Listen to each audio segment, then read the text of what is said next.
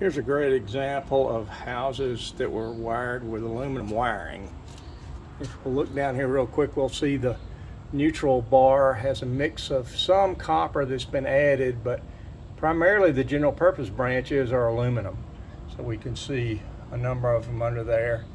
And while we may see some other issues with the panel, the largest concern is that it's actually aluminum wired. And this is a type of wiring that was used mainly in the late 60s, from the mid 60s to the early 70s, when there was a shortage of copper.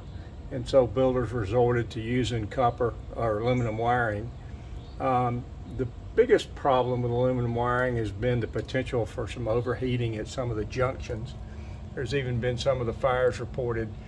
I have customers feel different ways about it. Some electricians recommend that all aluminum wiring be replaced in all the homes.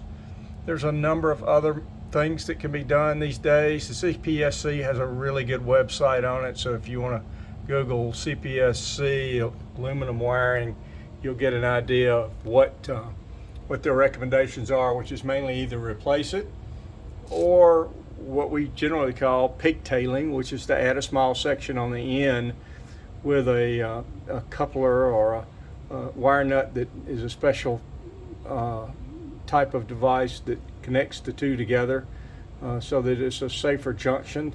There's also some other alternatives out there. There's even some stopgap measures. One thing that I see a lot of is that electricians are swapping out the panels for some of the devices that have arc fault safety features incorporated into the breakers. Another measure or layer of safety. I don't know if there's any studies as of yet if that actually how effective that is, but it's a popular resolution. So again, just an example of homes that were wired with aluminum wiring.